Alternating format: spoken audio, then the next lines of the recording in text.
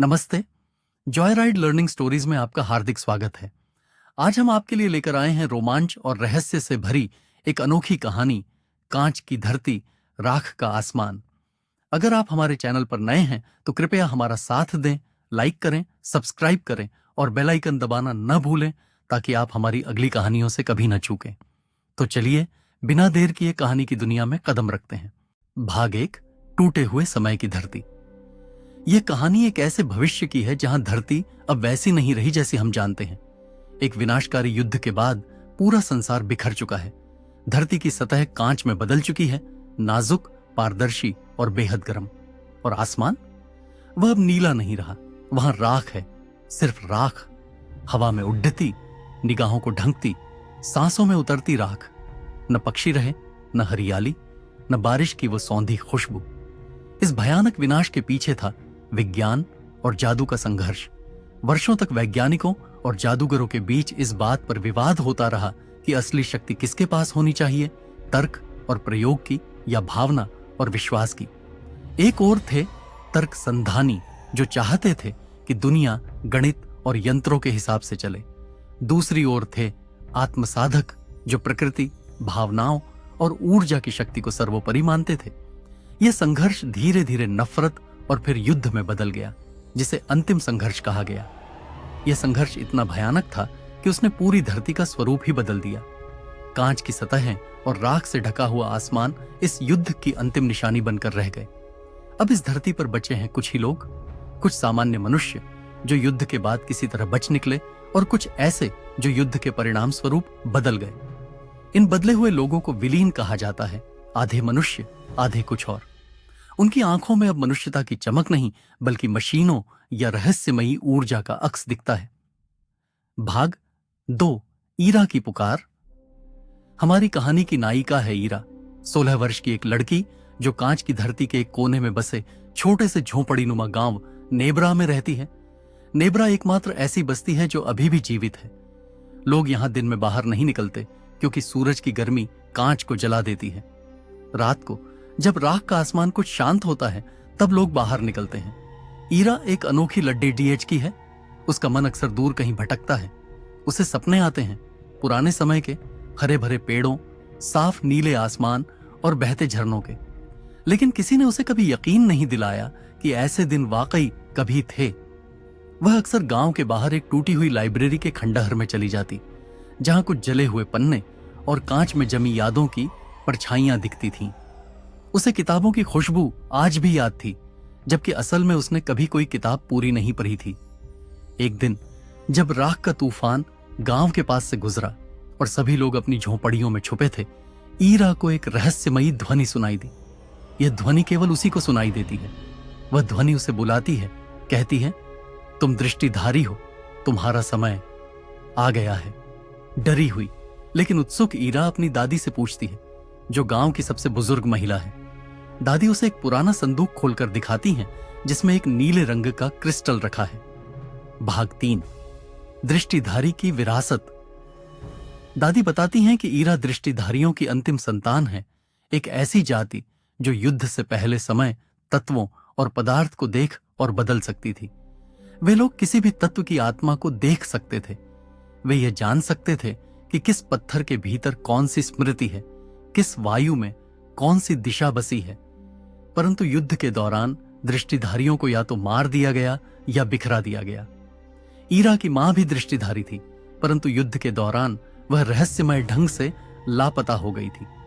दादी ने ईरा को बचाकर गांव में छुपा लिया था और उसके दृष्टिधारी होने की सच्चाई कभी नहीं बताई। लेकिन अब समय आ चुका था। क्रिस्टल को हाथ में लेते ही ईरा को एक दृष्टि दिखाई देती है, एक ऊंचा वृक्ष, चारों ओर उजाला और धरती पर फिर से हरियाली। उसके मन में एक आवाज गूंजती है, रक्षा की आखिरी जड़ को खोजो, वहीं से पुनर्जन्म होगा।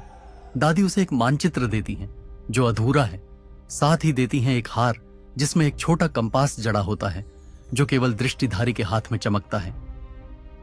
भाग 4, यात्रा का आरंभ। ईरा गांव छोड़ देती है।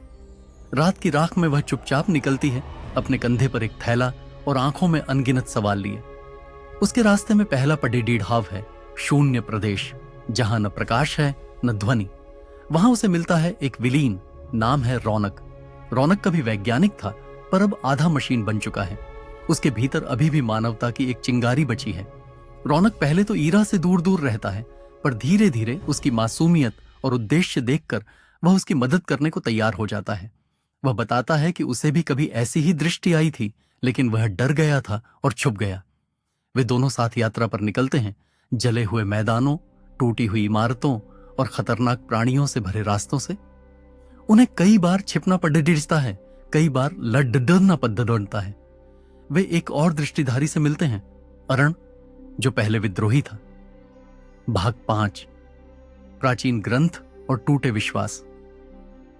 अरण उन्हें एक प्राचीन ग्रंथ की जानकारी देता है, जिसमें रक्षा की जड़ का पूरा मानचित्र छिपा है। वह ग्रंथ एक बार वैज्ञानिकों ने जब्त कर लिया था और अब वह एक पुरानी शोधशाला में सुरक्षित है। ईरा, अरण और रौनक मिलकर उस जगह की ओर बढ़ते हैं।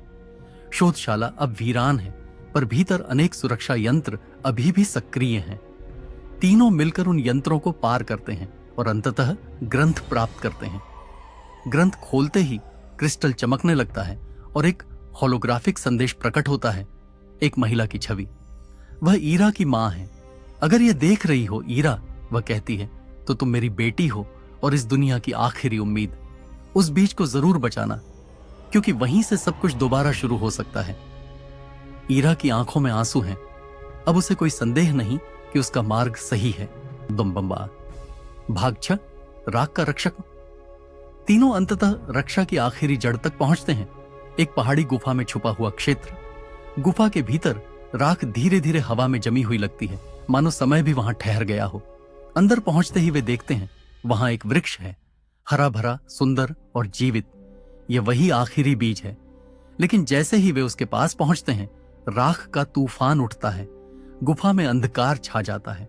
वहां प्रकट होता है एक भयानक प्राणी, एक पूर्व दृष्टिधारी, जो अब राख का रक्षक बन चुका है। वह रक्षक चाहता है कि कोई भी उस बीज तक न पहुंचे, क्योंकि उसे डर है कि दोबारा जीवन आ गया तो युद्ध फिर से होगा। लेकिन ईरा उसे कहती है कि जीवन का अर्थ युद्ध नहीं है, जीवन का अर्थ है आशा। वह क्रिस्टल उठाती है और पेड़ के पास रख देती है। क्रिस्टल से प्रकाश फूटता है और धीरे धीरे गुफा में उजाला फैलने लगता है। भाग 7, पुनर्जन्म और नई सुबह। रक्षक शांति से क्रिस्टल को देखता है और पहली बार मुस्कुराता है। तुम सही कहती हो, वह कहता है, अब समय है पुनर्जन्म का। पेड़ की जड़ें गुफा से बाहर निकलने लगती हैं। वे कांच की धरती को चीरती हैं और जहां जहां वे जाती हैं वहां मिट्टी बन जाती है। राख का आसमान फटने लगता है और हल्की बारिश गिरती है। पानी की बूंदें पहली बार कांच पर गिरती हैं और उसे धुलती हैं। ईरा और अरण गांव लौटते हैं, जहां सब लोग हैरान हैं। वे वर्षों बाद पहली बार बारिश को महसूस करते हैं। नेब्रा के लोग ईरा को अपने भविष्य की रक्षक मानते हैं, लेकिन ईरा जानती है कि यह अंत नहीं है, यह तो सिर्फ शुरुआत है। उसे और भी जगहों पर बीज बोने हैं और राख को हराना है। अरण उसके साथ चलता है और दोनों मिलकर धरती को पुनर्जीवित करने निकलते हैं। कांच की धरती अब धीरे धीरे फिर से मिट्टी बन रही है और राख का आसमान पहली बार नीला दिखने लगा है। इस कहानी से हमें यह सीख मिलती है कि चाहे संसार कितना भी विनाशकारी हो जाए, आशा की एक किरण पूरे भविष्य को बदल सकती है। कांच की धरती, राख का आसमान हमें दिखाती है कि जब विज्ञान और भावना एक दूसरे से टकराते हैं तो विनाश होता है, लेकिन जब वे साथ चलते हैं तब पुनर्जन्म संभव है। ईरा की यात्रा हमें यह बताती है कि हर इंसान के भीतर कुछ विशेष होता है, बस जरूरत होती है उसे पहचानने और अपनाने की। कहानी यह भी सिखाती है कि अतीत की गलतियों से सीखकर बदलाव लाया जा सकता है, चाहे वो एक टूटा हुआ विलीन हो या एक खोया हुआ रक्षक। प्रकृति से जुड़ना, डर को समझकर पार करना और अकेले भी बदलाव की शुरुआत करना, यही इस कहानी की आत्मा है। अगर आपको यह कहानी पसंद आई हो तो वीडियो को लाइक करें और चैनल को सब्सक्राइब करना न भूलें। धन्यवाद।